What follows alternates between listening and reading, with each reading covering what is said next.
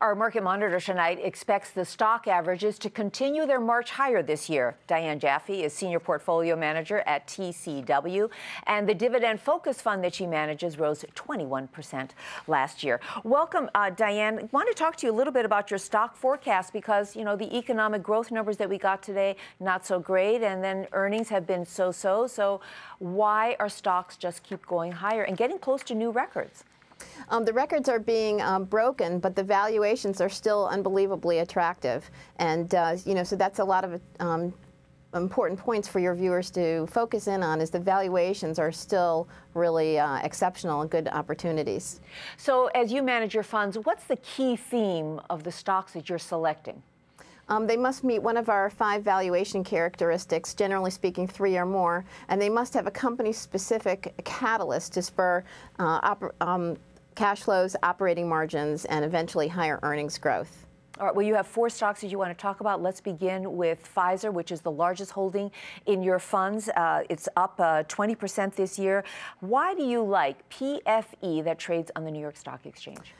For 2 reasons. First of all, they've gone through significant cost cutting and focusing on their core business of pharmaceuticals, with the sales of the nutritional business, the sales of their, the spin out of 20% of their animal health business. And number 2 is they have a fabulous pipeline, which will propel future earnings. All right, moving along. Tell us why you're recommending General Electric. It did report better than expected earnings last Friday, but its stock has been kind of stuck in this $20 range. What's the attraction here?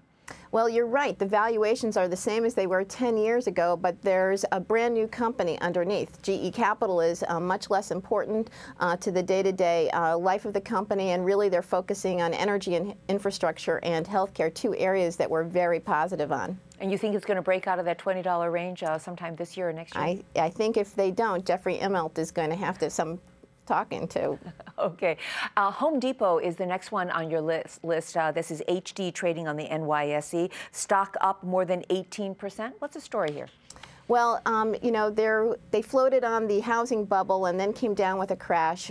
New CEO Frank Blake said we have to do things differently, and he continues to reinvest in the company. Right now, they're really focusing on technology and the distribution centers, and they're making it easier for do-it-yourselfers and the professionals to come in and buy products, the right products at the right price. And the 4th stock that you're recommending, CITIGROUP, which is a somewhat controversial, as are a lot of the financial stocks. What's the, you know, why do you like this one?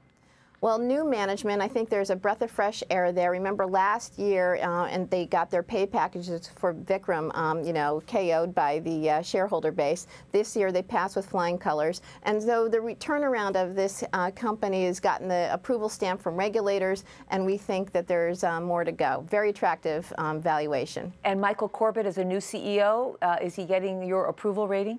Thumbs up.